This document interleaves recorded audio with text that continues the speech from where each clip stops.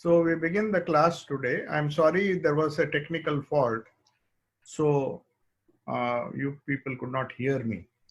We begin with the prayer. Om Tavakatamritam Tapta Jivanam Kavibiriditam Kalmashapaham Shravanamangalam Srimadaatatam Bhuvijanantiye Bhuvida Janaha.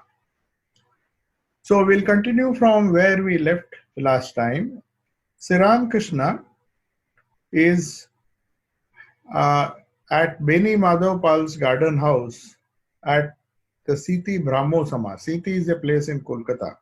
So he is there, and he just concluded explaining the deep meaning of the song Doob Doob Doob Roop Shagore Amar Mon. We heard the song and we also listened to what Sri Ramakrishna had to say about that. And he emphasized that it is not enough to superficially know about God, intellectually know about God. It is very essential to go deeper and deeper and try to experience His uh, presence or experience His existence in our life. He should be as real as we see things of the world. And that is possible only through deep love of God. This love of God can take various forms. And Sri Ramakrishna says that in spite of knowing many things about God, it is one thing to know about God and another thing to experience Him, to talk with Him, to love Him. So that was where we ended last time. And then he says, by His grace, you will see Him and He will talk with you. And he emphasized the need for God's grace. So we begin a new topic. Of course, it's part of the same conversation. But today, one sub-judge who was sitting there, who was perhaps frequenting Brahmo Samaj, asks him a question. The sub-judge asks Sri Ramakrishna a question when he hears that God's grace is necessary to realize Him or to love Him or to grow spiritually. So he's asking him a question. The sub-judge is asking him a question. Does He shower His grace more on one than another? Or if that is so, God is guilty of partiality. Now, being a sub-judge, he is always busy giving judgment and judging other people. So naturally, he thinks of God as a judge, supreme judge, who sits somewhere above the clouds, or as a creator, as a judge of all the people, and gives the punishments and ruling sitting there. But he doesn't realize that that concept of God is a very primitive concept of God. That's why he's trying to blame uh, God for being partial to some people. Some people are rich, some people are poor, some people are happy, some people are sad. So he says, I don't understand why God is partial. But Sri Ramakrishna immediately stops him and says, what do you mean? Take the two words Ghodata and Sadata. Ghoda in Bengali, the ta suffix is used to describe two words, Ghodata and Sadata. Ghoda means, everybody knows Ghoda means a horse, and Sada means a clay plate. So though both have the same suffix, they don't mean the same thing. How a horse cannot be a clay plate. So that is the idea. So using these two Bengali words, he's trying to explain that God is present in everyone, but that doesn't mean that all are equal. Now why that happens, he explains. He says, both have ta as a suffix, but that is common to both the words, but they mean different. They mean something very different. So he says, Ishwar Chandra Vidyasagar also said what you are saying. He asked a similar question, though not exactly the same question. So Sri Ramakrishna had visited Ishwar Chandra Vidyasagar, a famous educationist, a very generous person, but was a confirmed, though he was a confirmed atheist. He was not even a follower of Brahmo Samaj. He did not belong. He felt that doing good and being good was the end all of religion or spirituality. He had his own views about humanitarian service and other things. But he was a very generous and a nice person, a great educationist as well. So he says, Sri Ramakrishna says that I went to Ishwar Chandra Vidyasagar And he asked me the same question. He said, "What?" He asked, "Sir, has God given more power to one than another?"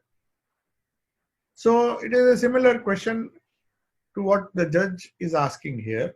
It's a absolutely similar question. Then Sri Ramakrishna says, he replied to Ishwar Chandra Vidyasagar on that occasion by saying, he is present in every being as the all-pervading spirit, Vibhu. Vibhu is a word which is a Bengali word which has come from Sanskrit, which means all-pervading. All-pervading in the sense as consciousness, as existence, Sat, Chit and Ananda. God is definitely all-pervading. He is of the nature of Sat. His existence, he is the substratum of the whole creation. And he is also Chit or consciousness, the consciousness which pervades the whole universe, pervades everything. It is God. So in that way, God is present everywhere uniformly as consciousness. But its manifestation through the gross body is different.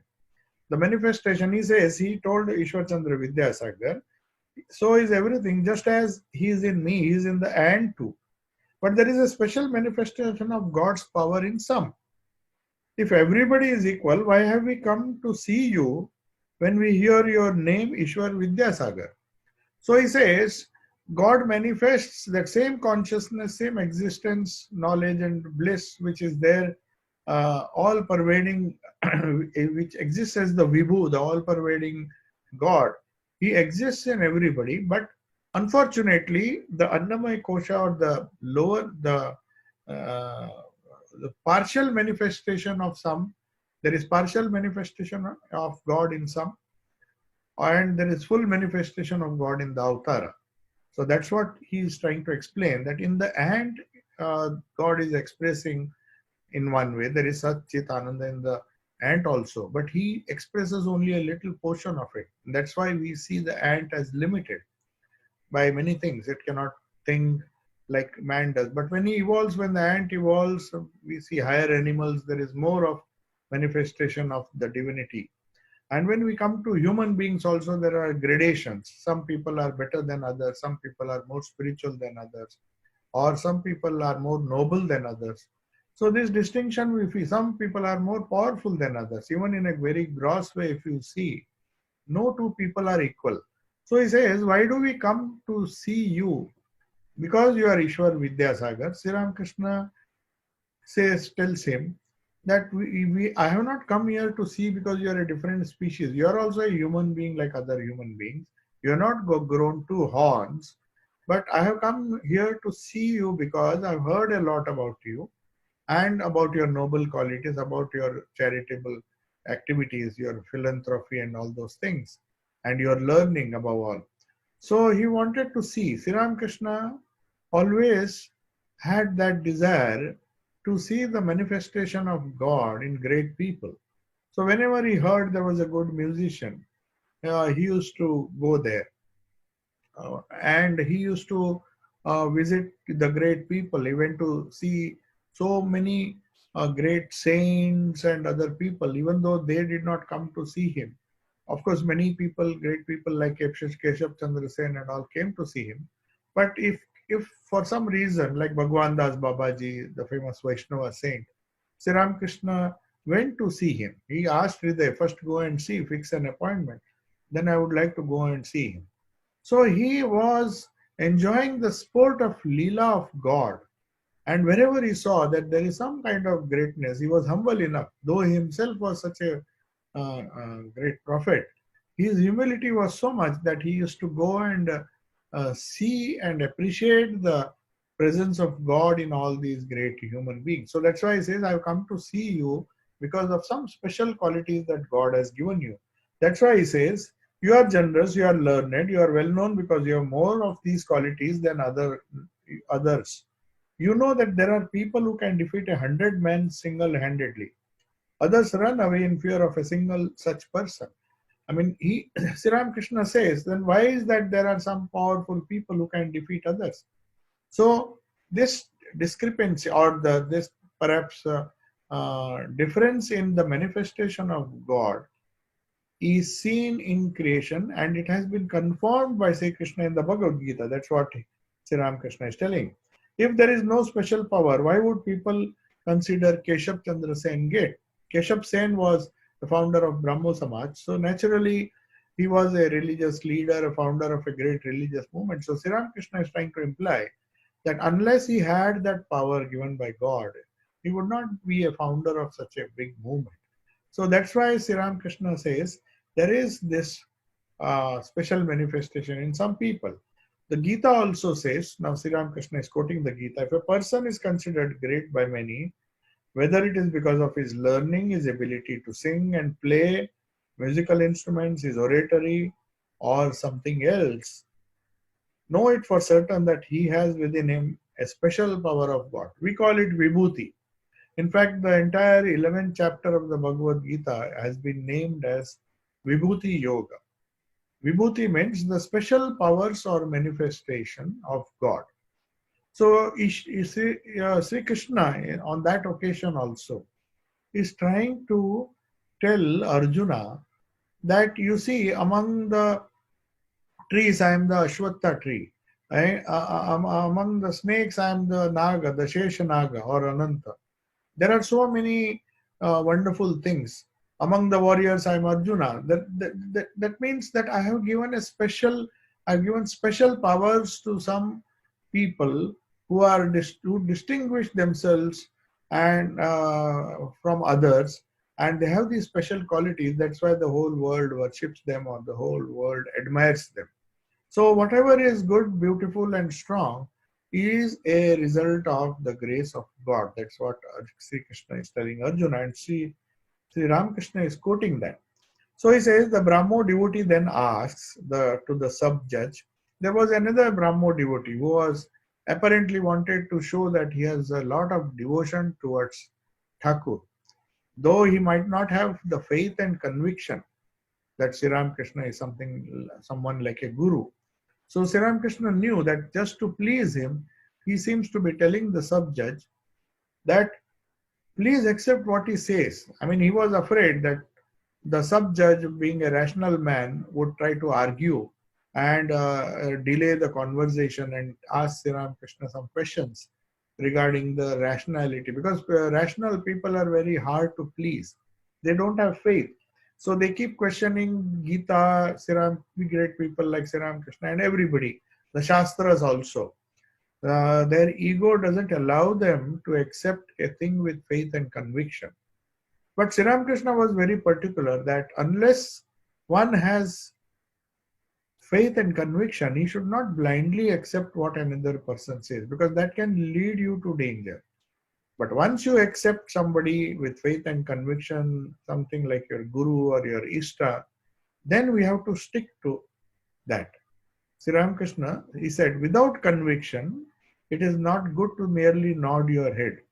So it's better to have faith and conviction. That's why he says, Sri Ramakrishna tells that Brahmo devotees, don't say that. What kind of man are you? He just seems to be irritated. See, this person has no faith and he's asking another person to have faith in Sri Ramakrishna.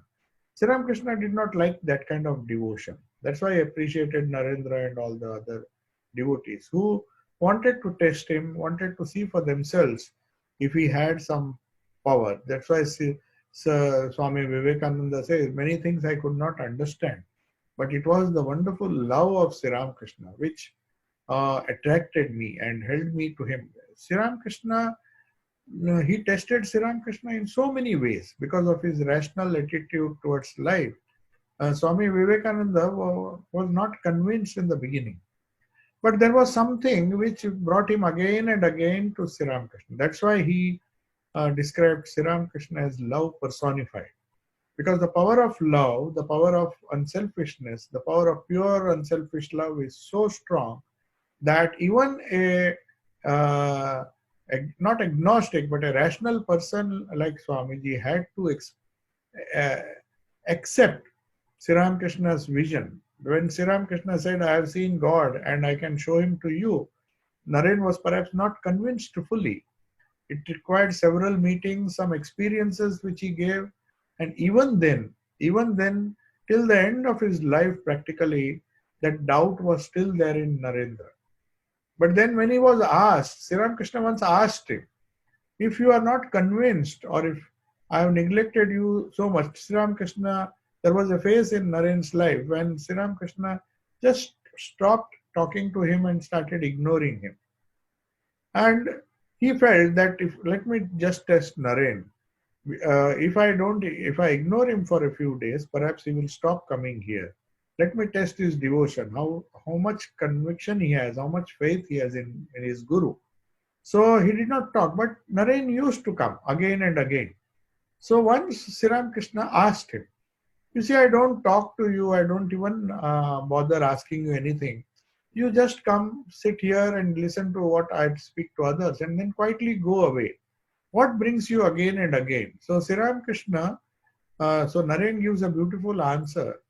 Actually, it was Sri Krishna's infinite love for him, concern for him. He knew that the love is so deep that he will not give Narendranath up. So he felt the attraction of that wonderful love which his guru gave him. So that was not the reason why he came, because rationally he was very difficult to convince. He had argued with a lot of professors, his own teachers, and many other religious personalities of his time, including Devendranath Tagore and others. So Naren was not a ordinary person. He was an intellect which would not accept anything at face value. So intellectually, it was not possible for anybody to even argue. And you might be aware that Swamiji, Sri Ramakrishna was very fond of Narendranath, and he often asked him to argue with Girish Ghosh, who was also a great intellect, and or Master Masha and other such people. So whenever some intellectual giants came, he was very proud that his Naren was his first disciple. He loved him so much, I mean his disciple, his favorite disciple, that he wanted Naren to engage in a logical conversation with other people, because he knew Naren's intellect was so strong, Vivekananda's intellect was so strong that he could defeat anybody in logic and argument. Though he knew the logic and intellectual acumen will not give religious experience, but still he liked this particular trait of Naren, whom he knew will be going to the West and trying to convert or trying to convince the Western people who would accept a thing if they're rationally satisfied. But then, after being rationally satisfied, there is no chance of understanding God through the intellect. Our Shastras say that, all religious leaders say that. But still, Narendranath, though he was rationally not convinced, unless he had those experiences himself, he was not convinced. And even when Sri Ramakrishna said he who was Rama and he who was Krishna has come as Ramakrishna in this age. So even this was a very hard fact for Swami Vivekananda to believe. But when towards the end of his life, Sri Ramakrishna very clearly read his mind and I said, are you still doubting the fact that he who was Rama and he who was Krishna has come as Ramakrishna, not in your Vedantic sense? That means in the Vedantic sense, all incarnations, the Jiva and even the ant, they are all manifestations of Brahman. So all are alike. He says, I'm not talking in the Vedantic sense. I'm talking in the sense of the theory of Avtara, where God himself descends. He takes, as Sri Krishna says in the Bhagavad Gita, yada yada hi dharmasya glanir bhavatu bharata, means whenever there is a decay in dharma, I reincarnate again and again to save this world from catastrophe. So that is what Sri Ramakrishna told Naren, and Naren was convinced at that time, because he wondered how could Sri Ramakrishna know that this is one fact which I'm finding it very difficult to accept. But still, in spite of all the doubts and all the rational struggles he had with his guru, one thing held him or attracted: the power of Sri Ramakrishna's infinite love, wonderful love, was so much, and such unselfish love he had not seen in this world. So it is that love which Sri Ramakrishna was speaking of in the previous class we discussed, when he says dive deep. If you want the gems which are true love, prema, the word in Sanskrit is prema. If you want that true love, you cannot be just swimming at the surface like scholars and like people who try to understand Vedanta through talks and by reading and all those things. It is necessary in the initial stage to listen to talks and to do some kind of reading to keep that spirit alive. But then at some stage of our life, we have to dive deep. That is what Sri Ramakrishna seems to be saying. And when you dive deep and when you get something, then you can share it with others. It is only then you can share it with others. So Sri Ramakrishna had experienced something, and his infinite love was such a powerful, potent force that even rationalists and people who were without faith could accept him, and not only accept him, but were attracted by him and were converted and transformed by him. That's how his wonderful prophetic power manifests. That's one of the powers, vibhuti of the Lord. That's what he's saying. That all people are not the same. All people cannot be the avatar, cannot be avtaras. So, for example, he was saying that an avtara is like a big ship. It can drag so many small boats, whereas the other prophets and the other not prophets, the other saints are like small ships. Their capacity is limited. But now and then, if you go into the deep waters, you might be able to board a very big ship, and that ship can take many people across the ocean. So it depends on the capacity that God has given you, that this grace, His grace, God's grace changes from person to person in the sense that the manifestation of that grace is seen in different people in different ways. And that is why Sri Ramakrishna says they have to be respected because the manifestation is more. So wherever the manifestation is more, if we go, we benefit by their satsanga. And one day we can also hope to raise ourselves to that state. So he says, he's telling that that Brahmo devotee who is asking that sub-judge, he was afraid that the sub-judge may question Sri Ramakrishna further. And he had developed a kind of a lukewarm devotion towards Sri Ramakrishna. But his devotion was not a conviction like the other disciples of Sri Ramakrishna. So he was saying, why don't you just listen to him? What he says is true. Please accept what he says. Then Sri Ramakrishna gets upset with this devotee. He says, why do you say that? Let him question, because he should not be accepting just because I tell him something. Is he convinced that what I say is the truth? Has he faith in me? If he has faith, if he has accepted me with faith and conviction, then of course he will accept what I say. But just accepting because you say so, that is not a right attitude. So that's why the Brahmo devotee is very much ashamed, and M is recording all these things. So he is also learning his own lessons. M also knows that unless I have that conviction myself and I have that force, power of experiencing God the way Sri Ramakrishna has done, my words will not have the same significance or the same power to attract people. So that is why it is very important to note that Sri Ramakrishna is saying that the more you manifest the God within, the more the Satchidananda through your spiritual practices, the more you uh, evolve from a sadhaka to a siddha and a siddha of siddhas, which we discussed in the previous class.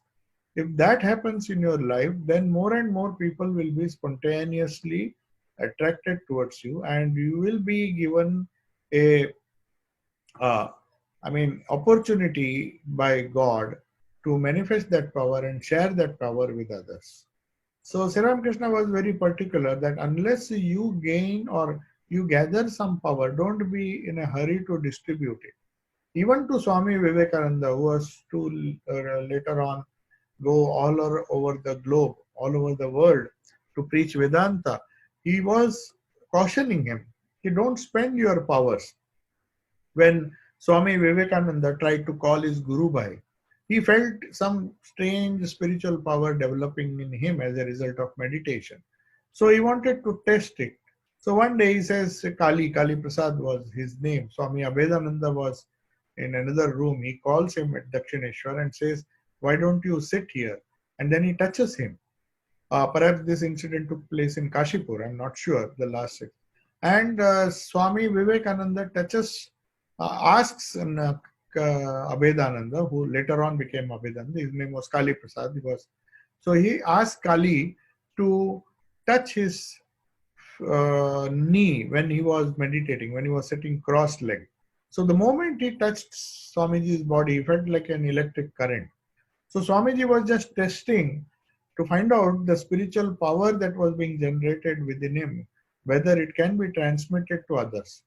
And he found that there was a great transformation in Swami Abhedananda, Kali. But then Sri Ramakrishna, sitting in his room, he could understand that Swamiji has done this. So he calls him and scolds him. He says, first of all, you did a very big mistake by transferring your power. I mean, your type of sadhana into he was developed. I was training him in a particular way. He was worshipping the formless God. But by virtue of your transferring power to him, you should not interfere. I mean, you should not have interfered in the method with which I was training him. He was going in a particular way. But the moment you touched him, his whole bhava, his whole attitude towards spirituality was changed. Changed for the better, no doubt. He says he's very lucky because he got that power from you. But at the same time, his whole path has been changed now. And he warned Swami Vivekananda, said, never do it again. And don't waste your energy right now. When the right moment comes, I will get all these things done through you. And that's what we see. After that, he goes, he wanders all over India, and then finally at Kanyakumari, when he is or on the beach at Madras, Chennai, he gets a vision, asks Sri Ramakrishna asking him to go to the west. So when the right time came, he made him distribute the power which was manifest in himself, which he was manifesting in himself through his sadhana. So by the grace of God only, Sri Ramakrishna seems to be saying that one gets this kind of power. So now we come to the next chapter 4, though the conversations are going on, but M has classified this by giving a very interesting heading, Brahmo Samaj, Keshav and detachment in family life, renunciation of the world. Now, this was a theme which recurs again and again and again in the gospel. Because most of the people who came to Sri Ramakrishna, except for some of the disciples and some sadhus or some people who came, or most of them were married, or maybe they were leading a worldly life. So everybody's question was, how can we practice this detachment while living in the world? So again and again, Sri Ramakrishna seems to be encouraging people that don't worry, even if you are caught in this world, there is a way how you can be in the world but not be drowned in the world. So that was his constant advice. As I told you, the wonderful example he often gave was the boat. The boat can be in the water, one can live in the world, but that doesn't mean that worldliness or the water has to enter into the boat. If it enters the boat, if there is a leak and the water enters the boat, then the boat is sure to drown. So he said it's not necessary. It is not. It is important that the water should not enter the boat. Somehow you have to see that. But if it floats on the boat, it is fine. He can stay in the world as long as he likes. There will be no problem. So this important topic is being discussed now. The sub-judge is convinced of the previous answer which Sri Ramakrishna gave. Now he says, sir, must one renounce the family? Now definitely he is a family man. So he is asking that if I want to achieve greatness or maybe achieve some kind of spirituality, should I give up the family? Then perhaps he thought, if that is the case, then it will be very difficult for householders like me. So Sri Ramakrishna, just to console him, I mean, of course, he's showing him the way and says, no, why should you have to renounce the family? You can renounce even while living in the family. But in the beginning, you must live for some time in a solitary space. You must practice spiritual disciplines in solitude. You should find a place near your home where you can retire and go home only for a meal. So you see some of the practical tips he's giving. He gave the same practical tip to Master Masha M.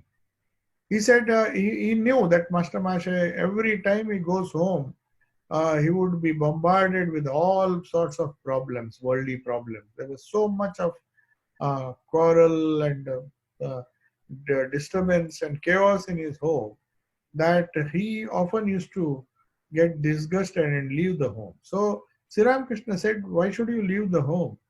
He was in fact contemplating to leave the home permanently, but Sri Ramakrishna said, no, live in the world, but then see that you now and then go to solitude. So he had created a small place both in his home and as well as in the school. It was not that only in the home he had a place near the terrace on the top floor. He wherever he went, he created a small corner for himself because Sri Ramakrishna had told him, you meditate in the forest or in a corner of in a corner of your room, or if you can't even get a corner of your room, just close your eyes and meditate in the loneliness. Meditate in solitude in your own mind by not allowing the mind to be engaged in other things. So three types of solitude are there, and here he's telling this judge how to live in this world and yet at the same time practice spiritual disciplines. He says you should find a place near your house, and that's what M used to do. M very often used to go to some place and then meditate and stay there for a day or two, come or sometimes come to Dakshineshwar and stay, and he could practice solitude here.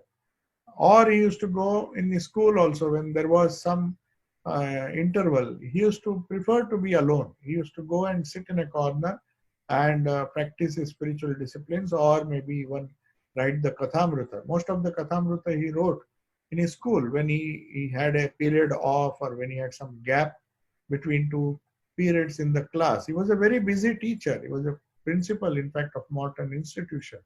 So naturally, he was very busy with his teaching and all. And then when he went home, there was this quarrel and all the uh, troubles which are normally there in most of the families, the joint families in those days. So there was a lot of chaos in his house and a lot of disturbance, and his mind would get restless. So he somehow managed to find a small corner in his own house and also in his own school. And he somehow adjusted so well to all the problems of worldly life and did not give up the struggle because Sri Ramakrishna, as his guru, was supporting him. He used to give this advice, he used to listen to what advice he is giving to all these different people. So he says, when you, Keshav Sen, Pratap, and others told me, sir, we have the same attitude as King Janaka. I said to them, you cannot become King Janaka just by saying so. King Janaka practiced many austerities in a solitary place, standing on his head. You people must do something. Only then you can become a King Janaka. So he is saying that everybody wants to become like Janaka. Janaka was a married person. He had Sita was his daughter. He ruled over a kingdom, and yet he was a Brahmagani. But Sri Ramakrishna says it's not enough to say that I will become like King Janaka. Just by saying you will not become, but you don't know the past of Janaka. Even before entering worldly life, he spent a lot of time in solitude, did a lot of tapasya, controlled his mind, and when he was convinced that he was fit to live in the world, then only he entered the world. So he says, and he gives a wonderful example from day-to-day life. You see, he gives an example. He has seen a lot of people migrating from rural Bengal to find a job. You know, English was the spoken language. You were supposed to know a little bit of English to work in the British companies or even get an employment in Calcutta. That was the British headquarters. So, people who are very poor, who would not know English, when they come for jobs, they would find very difficult. So, after taking up the job, they would somehow learn the English skills when they are on the job. So Sri Ramakrishna says that is how one should practice spiritual disciplines. Even though the poor man who is so busy, who cannot afford to learn, go to the class and learn English, but he learns it while he is doing his duty. So also we must practice solitude and spiritual practices. We should do when we are on the workplace. We are in the workplace. You can't wait for solitude all the time. So that's why he gives a wonderful example. He says he was a son of a poor man. He used to live in somebody's house cooking for him. Though he was a simple cook, he had to do a lot of jobs, and that did not allow him to learn English language. But he says he learned to read and write with great difficulty. That is how he is able to write so fluently now. That means if there is a will, there is a way. If we are really determined to practice spirituality while staying in the house, while following our busy routines, we can do it just like this poor man who comes from a village and wants to learn to read and write. He comes and stays the place where he's, whenever he gets some time. I am reminded of Srimad Swami Ranganathanji Maharaj, who became such a great orator and also was a very learned monk of our order. He was the only monk who was practically like a spiritual ambassador of India to so many countries. Every year he went on a world tour and he visited many, many countries and speaking in many universities. And though he had just his academic degree, academic qualification was just matriculation, but the desire to learn was so much that he himself, in his reminiscences, used to say that I was working when I became a brahmachari and joined when I was in Mysore. He was given the job of looking after the kitchen. So very often he had to do cooking and he had to clean dishes also. So he used to give his introduction or biographical details to people in the university that I started my career as a dishwasher. So he was so humble, but at the same time, he rose to become one of the greatest orators. So where did he acquire this learning? He used to say that when I was cooking, when I was uh, cleaning dishes, I used to either hear or read some Gita was always with me, all the scriptures and all the books of Vivekananda.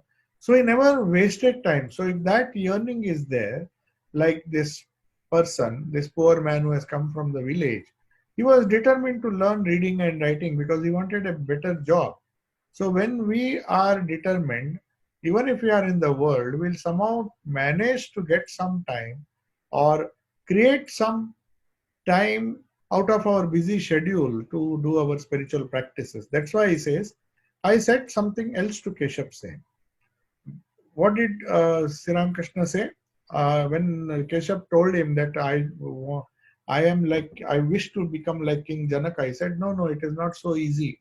King Janaka could stay in the world because he practiced solitude first. Then it is very easy. But if you do and try to increase your responsibilities in the world without making some arrangement for solitude within your own routine life, if you don't even try to make, if you are always busy, you're busy at in your office and or maybe the working place, the moment you come home, you are busy with television, you are busy with so many hundreds of things, socializing, receiving guests, then where is the time for solitude?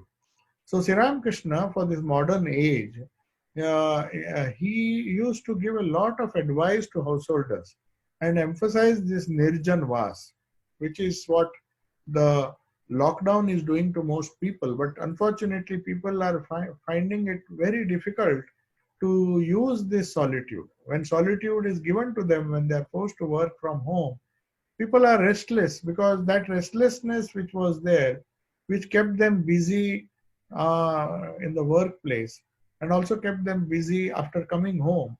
So Sri Ramakrishna is telling Keshav Sen and all the other, the sub-judge who is here, that don't think you can become as busy as King Janaka. Janaka was a very busy king. He was administering the whole of Mithila. He was ruling over Mithila. He was a king.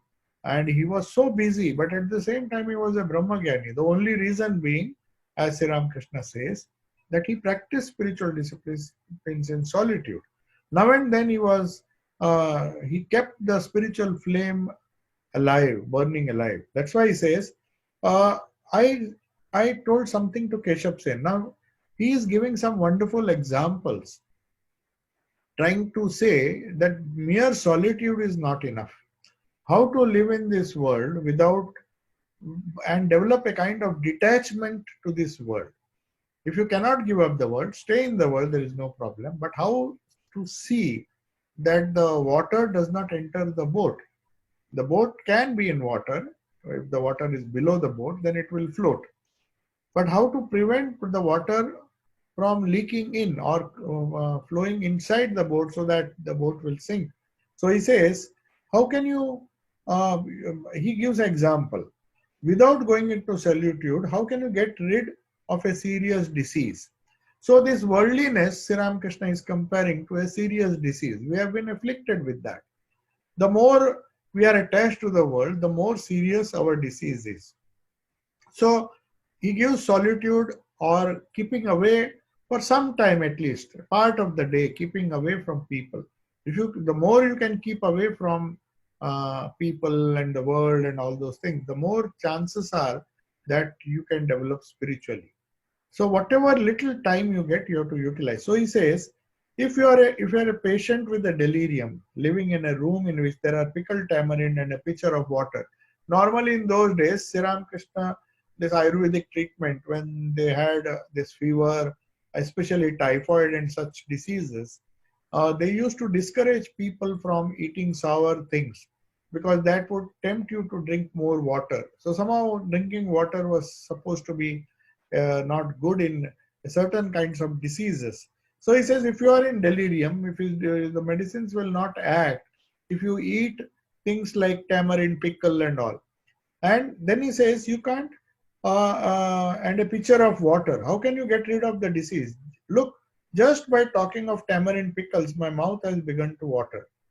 So you all know what happens when they are within reach. So then he compares these worldly things are like the tamarind pickle. They always attract us. And if you are living in a room full of tamarind pickles and when you are sick, you will not follow the diet as prescribed by the doctor. You will be forced to now and then go and just have a small piece of that tamarind pickle which you like so much. So he says the disease of the world has to go if we want to enjoy solitude or if you want to have that attitude which will make you live to yourself for some time during the day. So he says there is no end to the thirst for enjoyment. So there is this picture, the very sight of tamarind, the poor typhoid patient, though he knows this fever is because he has not followed that diet, he is not supposed to eat tamarind, after which he will be forced to drink some water to quench his thirst. So he's saying the worldly objects are like that. Once we are living in their company for a long time and not allowing ourselves to go into solitude now and then, that is why Sri Ramakrishna used to say Nirjan Vas. And Nirjan Vas means going to a quiet, solitary place, going to some ashrama, going to some center where you can meditate quietly, where none of your acquaintances, friends, and all, where social distancing can be very easy. You go to such places. And then he says, if you are, because these all such things are found in the patient's room, how can the disease of delirium be cured there? You must live for a few days at a different place where there are no tamarind pickles or pitchers of water. Later, after being cured, you can go back to the family without running any risk. I mean, this is only when the disease is there, when you are very worldly, when your mind is not concentrated, when you find even meditation difficult, when spirituality does not interest you, that means you have a disease of this worldliness. So you have the only cure for this, like for this coronavirus, we have to go into solitude. Social distancing is the only cure. There's no other. So nature forces us to do all these things. So also when there is a disease of worldliness, in fact, Sri Ramakrishna says, gives a beautiful example. He says you have to stay away from these tempting things. If you stay away and practice some spirituality in solitude now and then, because you can't do it permanently. You're not staying in a monastery or some quiet place permanently. You're still in the world, but still you have to make that arrangement so that you can go there and cut off all contact with people and enjoy that solitude. But then he says, after attaining God, if you live in the family, lust and greed can do you no harm. Then you can remain unattached like King Janaka. But in the beginning, you have to be careful. You have to live in solitude and carry out strict spiritual disciplines as instructed by the Guru. When the Ashwatha tree is a small plant, it has to be protected by a fence around it so that the cows and goats won't destroy it. However, when it has grown a thick trunk, no fence is necessary. Then, even if you tie an elephant to it, no harm can come to it.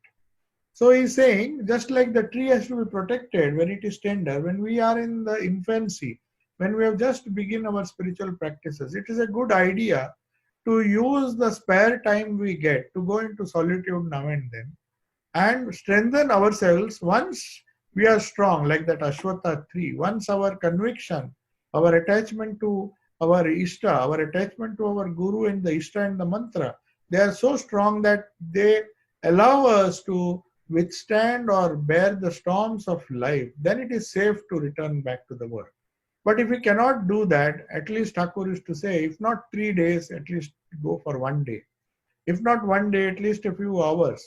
So, whatever we get during the day, solitude is not just physical solitude, mind you. Otherwise, people would think that only physical solitude. Sri Ramakrishna has clearly said solitude is also in the mind. Mentally, if you can switch off, you can disconnect yourself from the world. There is this process known as switching off. Just as we switch off the light and switch, we have a mechanism in our mind which we can develop, where we can tell our mind, now you switch off. You may be in the midst of all these things. You go to a corner and then just try to focus within. Try to focus on the Guru given mantra, focus on the sadhana, focus on the deep spiritual truths, and just switch off for some time. So that Sri Ramakrishna says, unless you do it, then once you become strong by practicing spirituality, then you can face anybody and everybody. You can go into the world and then you will not be harmed. Then he says, if you practice spiritual discipline in a solitary place and develop love and devotion to the lotus feet of God and gain strength, then you can go home and live a family life. Then lust and greed will not harm you. And then he gives one more beautiful example, saying, making curds in a solitary corner. Make curds in a solitary corner. He gives another beautiful example from the day-to-day life. Curds will form only if the milk is not disturbed. So even a simple thing like making curds requires that you should keep that milk which is getting converted into curd in a very quiet place where it is not shaken or disturbed. Then churn them to bring out the butter. After the milk becomes curd because of solitude, after a result of keeping it quiet in one place without getting disturbed for some time, then you can easily take that curd, then churn, and then you get butter. But if the curd does not form at all, then there is no chance that you can, and no amount of churning will help you to get butter from milk directly. You have to convert it into curd. To convert it into curd, you have to keep it curd or yogurt, whatever it is known as. You have to keep it in a quiet corner, allow it to become settled down as curd. And once the curd is formed, you have given it enough solitude. So our mind is also like that. It is so restless that first it has to be allowed to settle down and become calm. It is very fast, it is very restless. It's always tired by constantly thinking of unnecessary things. So you have to give it a rest. As yoga, the second sutra of yoga says, yoga chitta vritti nirodha. Chitta means the mind, the mental stuff. So the vrittis are constantly arising. So to stop the vrittis from coming and disturbing the calmness of our mind is the first exercise in yoga. So also he says, let the curd be formed first. Don't be in a hurry to shake the milk and try to get butter. You won't get butter that way. And it will float unattached on the water of the world. You see, now he gives a beautiful example. Now take that butter. You can take that butter and put it in water. Most of the people, who don't have refrigerator, they normally store this butter in water. That's the tradition in hot countries. So you store that butter in water. You know that the butter will not merge with this. It will float. The butter which you prepare, churn out of the curd. But if you put that curd in water, it will get mixed and get diluted. So also he says, once the love of God, the butter of knowledge and the love of God is taken out of the milk of the mind, it will float unattached on the water of the world. So that mind which has been first converted from milk into uh, curd, and by knowledge and then devotion, and then churning is the process of devotion, or you may say knowledge. When we do these two things, knowledge and devotion, helps the mind to not only settle down and into curd, it helps the milk which is compared to the mind settle down as curd, and after that you churn it and get the butter, and then use that butter, which is an extract from the milk itself. The milk has been converted into butter. So the same mind, when it assumes the form of butter, it can be mixed, it can be allowed to mix with the world. Then there is no harm. Then the world will not drown you, or not will not mix with the world. You'll be able to remain detached from the water of the world, just as the butter remains detached. It is floating, but it is not mixing with that. So that's why he says, but if you keep the immature mind, which is in the state of milk, in the water of the household, it will not float. But if you take an immature mind, which is like the milk, which has not even gone into solitude and become curd, in that case, the milk is directly mixed in the water of the world. Then it will get mixed, and then you can't, it gets lost in the water. So it gets lost in the world. So to attain God while living a family life, hold on to his lotus feet with one hand. See, this is another beautiful example he gives. He says, why do you have to work with both hands? To attain God while living a family life, hold on to his lotus feet with one hand, do your work with the other. I mean, give part of your mind to the work, and see that part of the mind is always the uh, going towards the lotus feet of the Lord through devotion, through knowledge, and all those things. Whenever you are free from work, that is when you are doing work. But when you are free from work, when both your hands are free, then don't allow that other hand to get busy with something else. With great difficulty, you are free from your work for some time of the day. Why don't you utilize and hold with both your hands God with both your hands? So whenever you are free from work, hold his lotus feet with both hands, live in solitude, meditate on him alone, and serve him. So serve him means serving the holy people, or serving the people, serving the patients. So we can serve God in man also, but you can serve him in different ways, directly or indirectly through serving human beings. So even seva, or the spirit of service, if it is there when we are working, it becomes a sort of worship. So that is what Sri Ramakrishna means by holding God with one hand. If we are doing all our actions for the Lord, then our profession, the workplace itself becomes a place of worship, because with one hand we are doing our work, and after the work is over, or during the work is over, now and then we try to remind our mind that after all we have to do this perfectly, so that we can offer it to God as our offering, just as we offer the japa, the fruits of our japa. So that's why he says, the sub judge now is very happy. So we will just read. He says, Sir, very beautiful words indeed. There is nothing other than this. What else could be required than to practice spiritual disciplines in solitude? Now the sub judge who perhaps apparently was a very busy person, is highly impressed by Sri Ramakrishna's similes and the wonderful parables. That is the beauty of Sri Ramakrishna. He makes all the high sounding words of yoga and Gita and all the detachment, anasakti. There are so many terminologies in religious life which frighten a person because he thinks religion is so difficult. So one has to come to the gospel, one has to come to Sri Krishna, and he explains the same words which Pandits explain through commentaries. If you see, the YouTube is full of Vedanta videos. We get so much of ideas of Vedanta and we don't know what to do with them. We can quote this Upanishad, that Upanishad, this Gita, with this verse says this, that verse says this. But then Sri Krishna says, why don't you prepare the butter and eat it? And see, you make convert it. Without butter, if you just go on manipulating milk and make different milk products, it's not going to help you.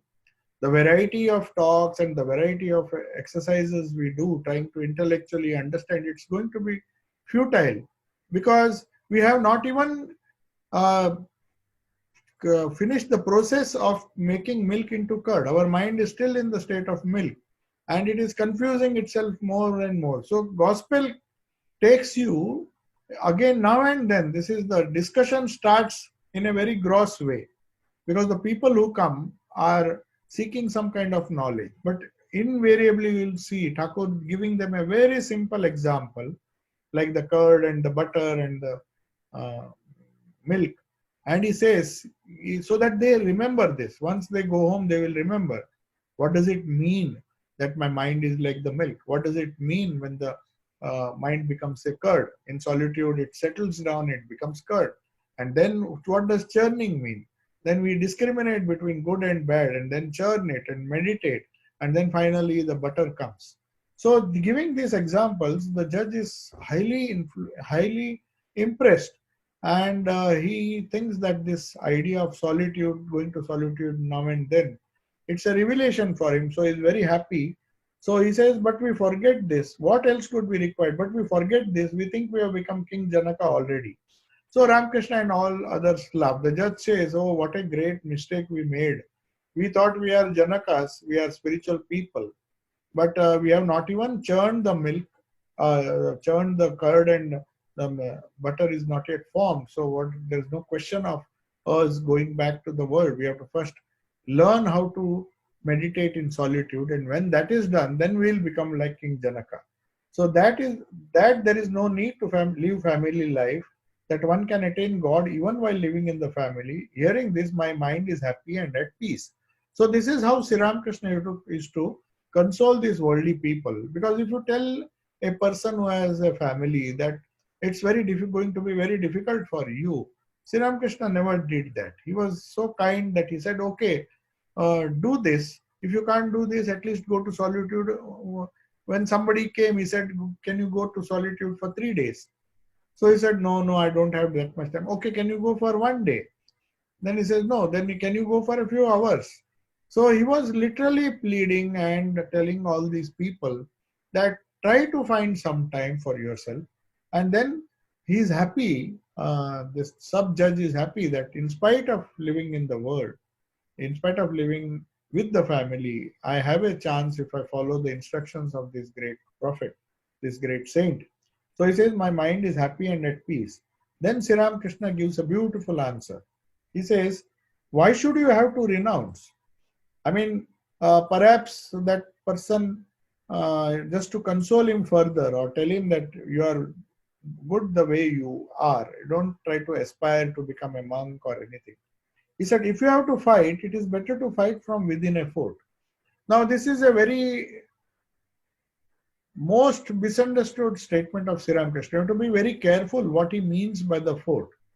So many people take it for granted that Sri Ramakrishna is saying that it is easier to be within the precincts of our home and lead the worldly life as much as possible, and that is our fort because the fort protects us. But you have to be very careful what he means by this word fort. He says, if you have to fight, it is better to fight from within a fort. You have to fight against your senses and against hunger and thirst. It is good that all these are fought while living in the household. Moreover, in the Kali Yuga, life depends on food.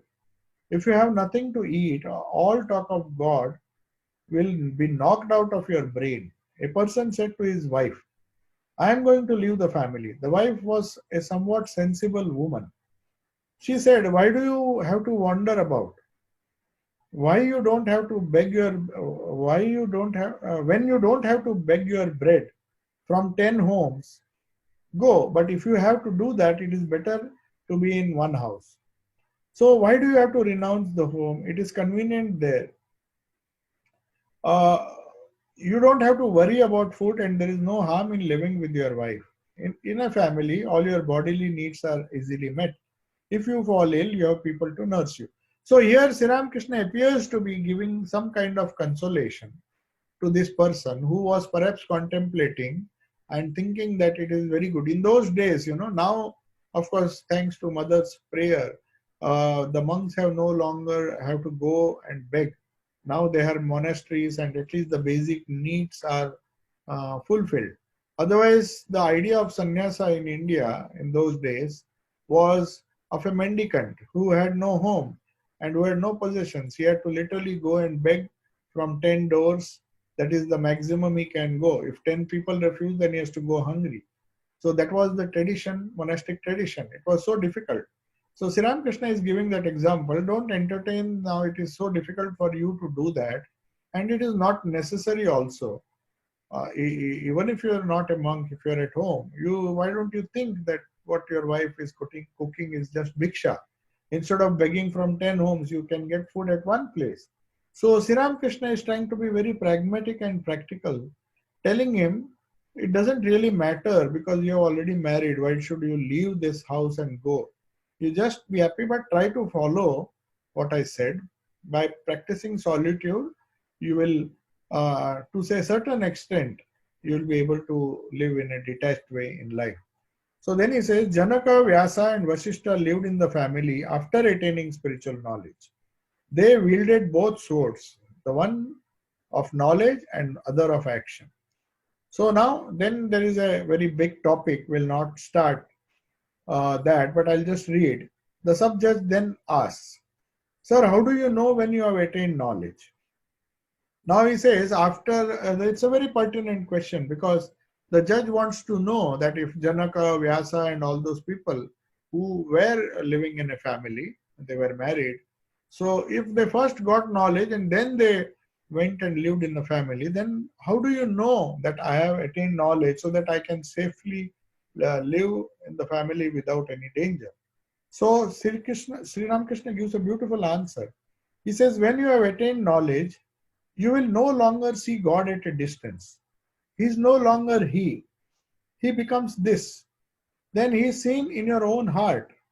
God is in everybody. Whoever seeks Him finds Him. Now, before we will not take the next topic, but here what this last topic needs some explanation. When you have attained knowledge, see how beautifully Sri Ramakrishna says. What happens when we get knowledge? Does that mean we understand all the spiritual concepts nicely and we are able to explain them? It's not so. Otherwise, in just intellectually understanding the scriptures and would have been enough. But he says, no, what happens? You don't see God at a distance. This is very, very, very important. When Sri Ramakrishna says, how do you know that a man has attained knowledge? When is he safe to go back home? When he can lead a worldly life very safely? That is only when you have installed God in your heart. So he says, God is not there. For a sadhaka, he thinks God is somewhere outside. I have to meditate. But the whole focus of our sadhana, the whole focus, what the Guru tells you is, day and night you struggle to bring that same God and make him your own. So you try to love him with one of the relationship which you have with other human beings. Love him as a father, love him as a mother, and think that God is your very own. He is always with you.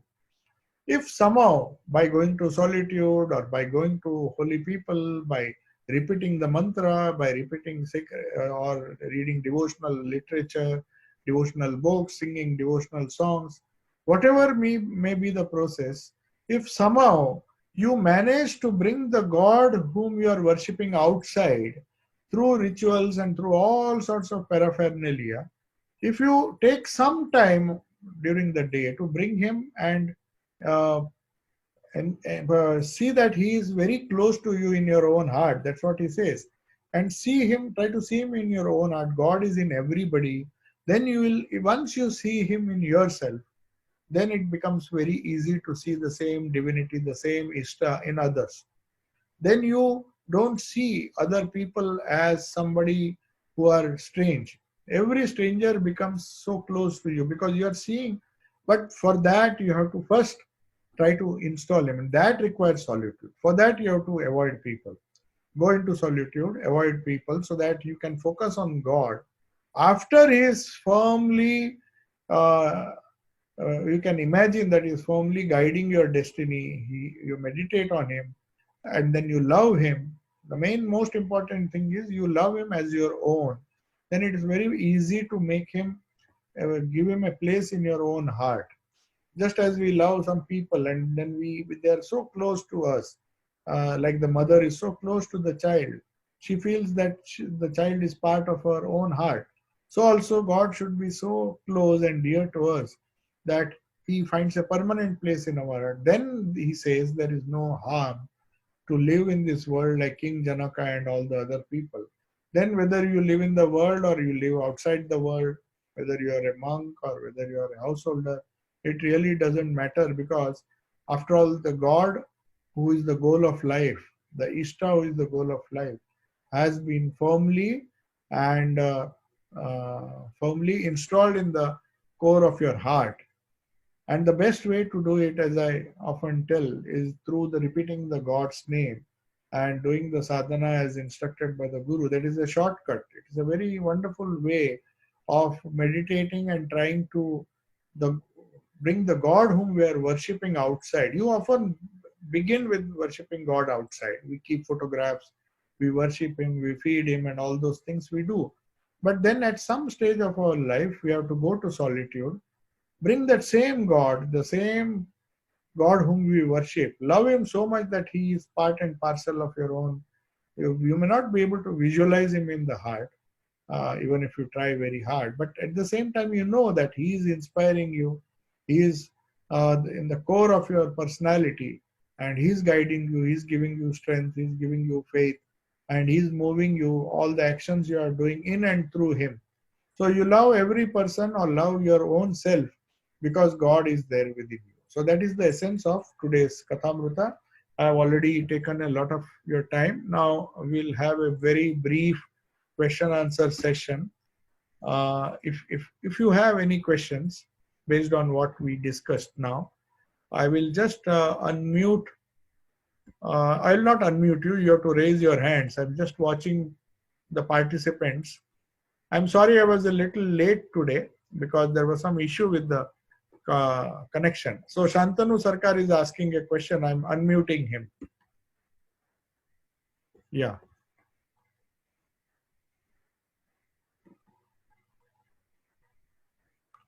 Yeah.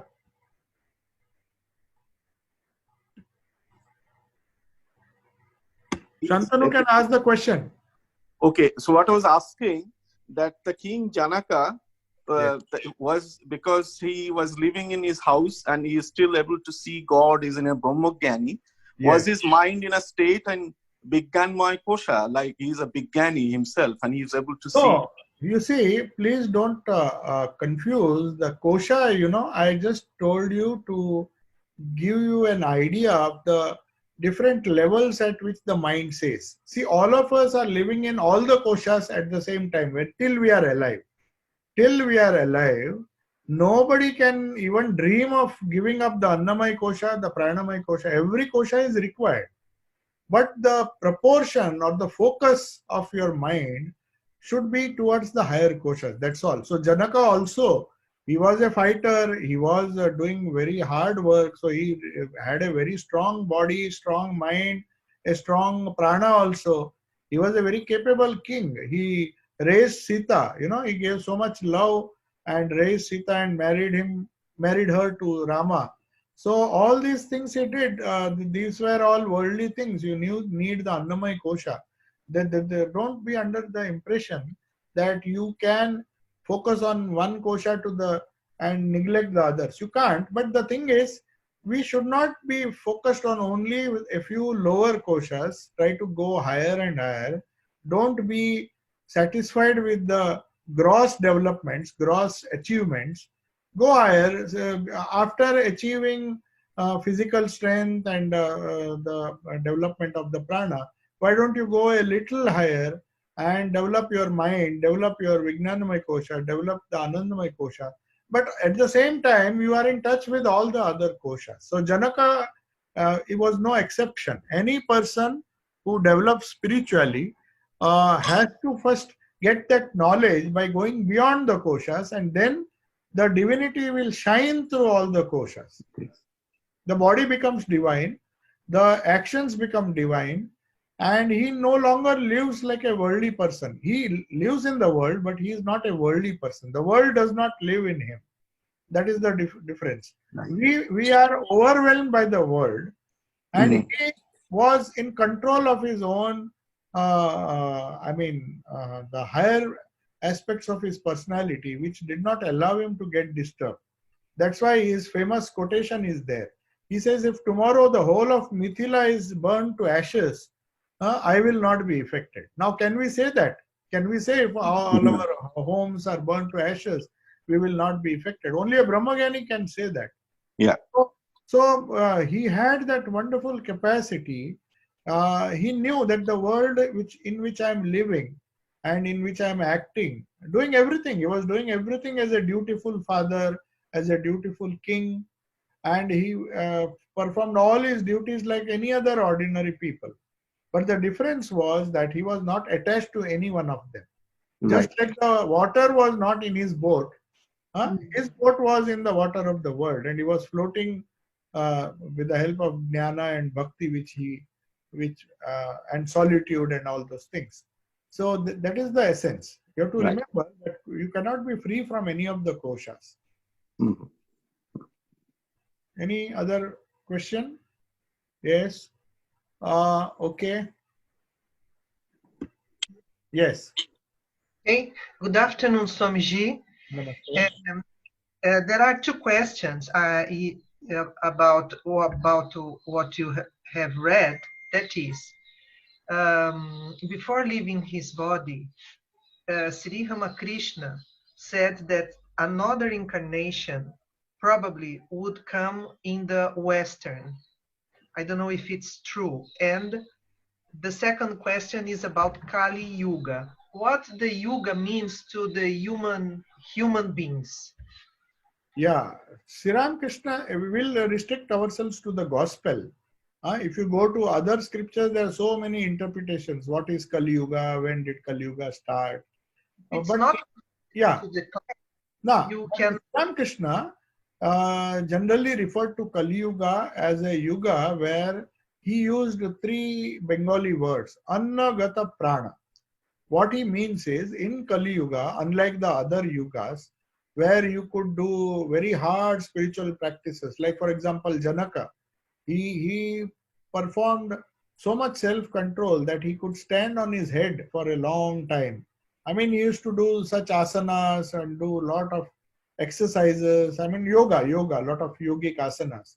But in this Kali Yuga, according to Swamiji, according to Thakur, Sri Ramakrishna, he says Annagata Prana means our prana can be strengthened only through food. So we have to be very careful. You cannot afford to torture your body or maybe you perform penances, do a lot of stray. He says the Kali Yuga things are easy if you just have devotion to God. So in Kali Yuga, that's why he said Naradiya Bhakti is very good. So this concept of yuga is important. You don't bother about how many years is Kali Yuga, how many is Satya Yuga.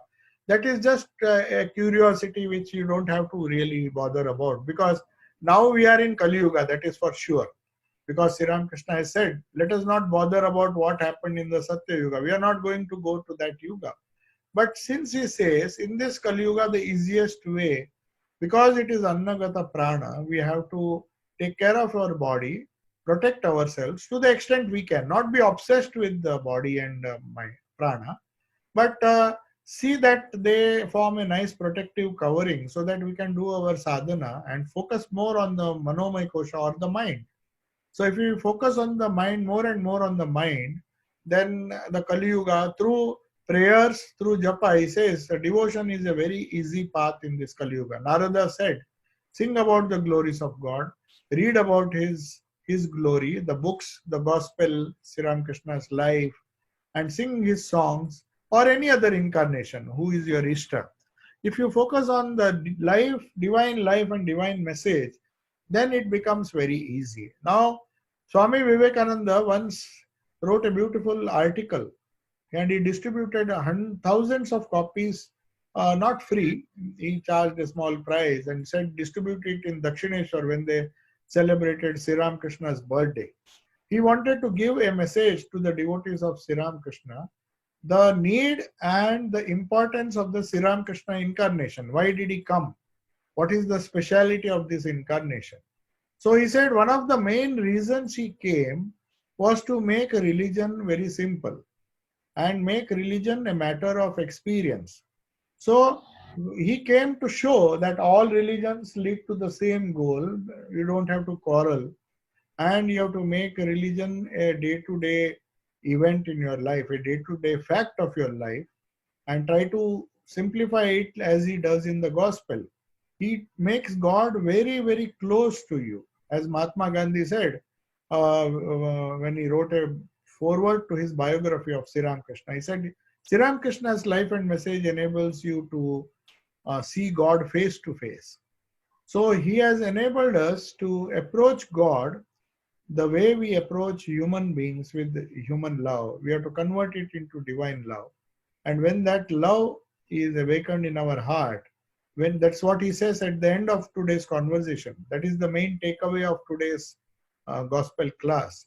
So Sri Ramakrishna says, when you have knowledge, then you don't feel God who is somebody very far off. You feel God is within you and he's guiding your destiny. You are doing everything with his help. He is your own. So that kind of closeness one has to develop.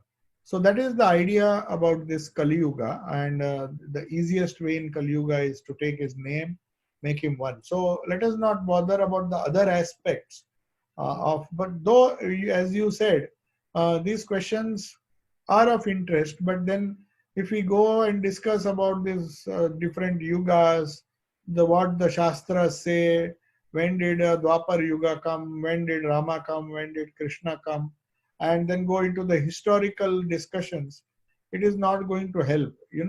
Swamiji Raj Yoga says time is so short that we don't know when we will die. So it is better to focus on devotion and develop that rather than spending our time in intellectual gymnastics. He says the time is short and the books are infinite in number. So he says the wise person, what he does, he reads only those books which are written by realized souls or great prophets. He doesn't take a chance and read books written by these publishers, who say they are bestsellers in UK and bestsellers in all over the world. They may be good writers, but then we don't have enough time to go through all those literature. And if we are really sincere about spirituality, then Swamiji says in his Raj Yoga, we will discuss it in the next class, Friday class, that he says when time is short, the yogi decides to read only those books which are very essential. Especially those written by people who have experienced God. So people like Krishna, people like Sri Ramakrishna, people like Jesus. So these are the prophets and these are the people who have experienced God in their life. So let us take their simple readings, simple teachings, simple life. Profound life and the profound teachings also at the same time.